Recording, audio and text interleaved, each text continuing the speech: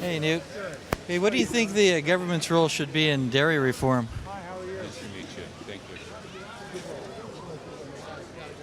Hello, Newt. Nice to meet you.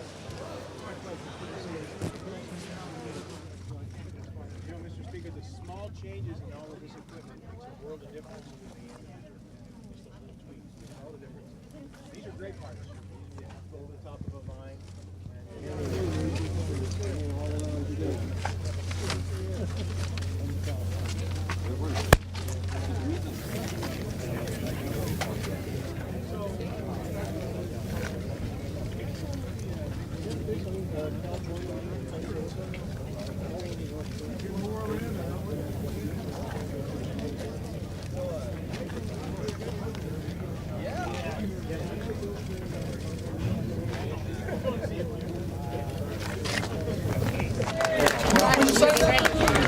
Speaker, how do you feel about farm subsidies? Well, I think it depends on which ones you're talking about. I think they ought to be counter-cyclical, so in good years they don't get subsidized, but I do think you have to recognize that agriculture is very different.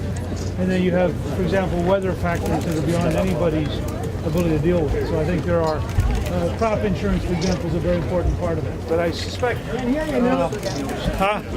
sorry about that. I suspect that you're going to see us revisit and rethink them.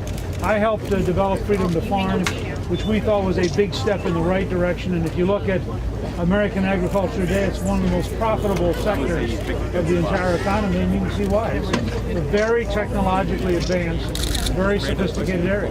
Mr. Gingrich, what would you do about water, the situation with water in the valley?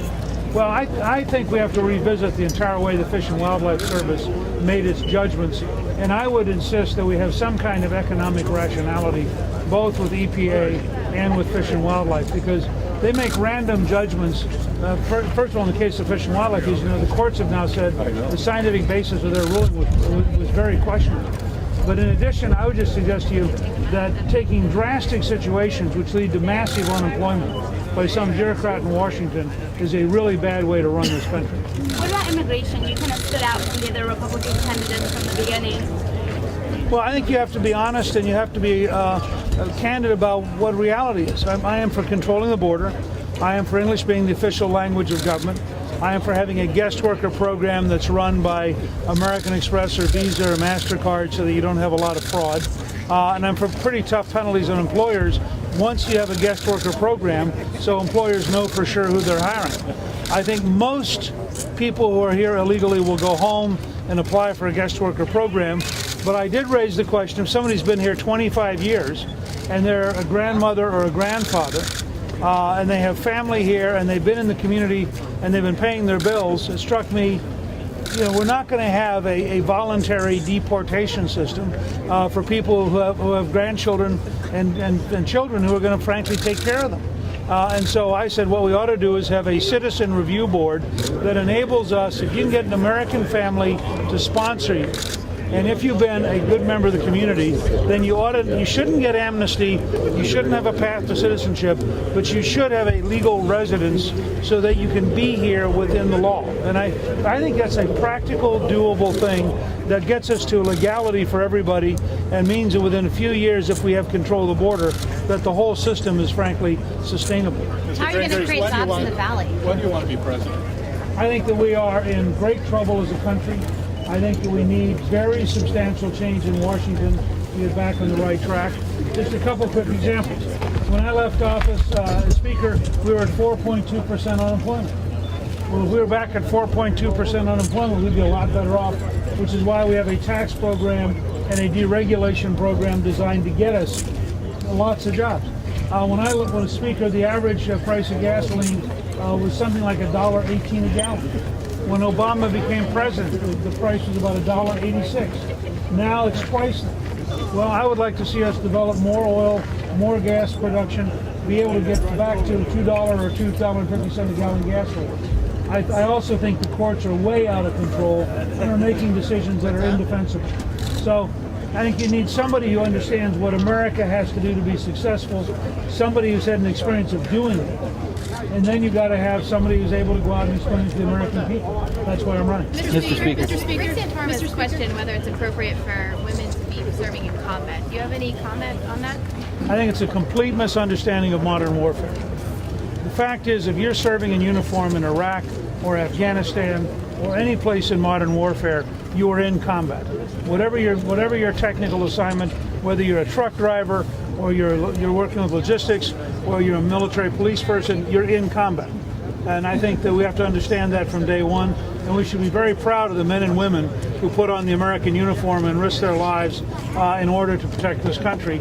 And I just think that Rick completely misunderstands the nature of modern warfare by his comments. Speaker, what do you think of the high-speed train in California, right here? Look, I think Californians better make sure that it's affordable and it's not just one more Sacramento boondoggle, because the fact is, I am for high-speed trains that are economically rational, but I'm against high-speed trains that become, basically like just a large taxpayer subsidy so that a handful of unionized workers have a brief period of feeling good. Mr. Gingrich, can I get your thought? The Valley has some of the highest unemployment in the entire country. What would you do here specifically to create jobs? The first thing you have to do here is release the water. You currently have a rule by the federal government where the water is passing through the valley to the ocean. Now that is the opposite of what Theodore Roosevelt meant by sound conservation. And it strikes me there ought to be some alternative strategy that allows us to figure out one particular fish without making thousands and thousands of Americans unemployed. Right on. And I just think this is an utterly irrational program in which Washington bureaucrats set rules. They don't lose their jobs. They don't have their towns become unemployed. And I think that it's a really bad policy to have Washington bureaucrats ruining entire economies with no sense of responsibility. Ask you about China. Speaker, Eric Holder announced that they've recovered $4.1 billion in Medicare fraud. That's been one of your talking points. Yes. Do you think that they deserve some credit for shutting Well, down? that leaves them, based on our best estimate, that leaves them about $106 billion short annually. We believe if you were to have American Express, Visa, or MasterCard run the program for Medicare and Medicaid, you would save somewhere between $60 and $110 billion a year. So at best, he's $56 billion short, and at worst, he's $106 billion short, and they just don't get it. It's not about prosecuting past criminals.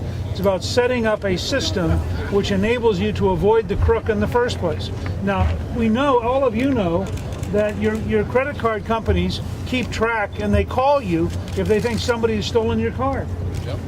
Well, we don't have anything like that in the federal government because it is an obsolete structure run by people who believe in paper, who work 9 to 5. The crooks all now have iPads and they work after 5. So it's a totally disadvantageous thing.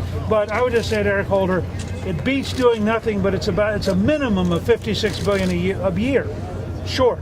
And maybe as much as $106 billion a year short. Thank you all. What do you think the government's role should be in dairy reform? Administration's Get him, Newt!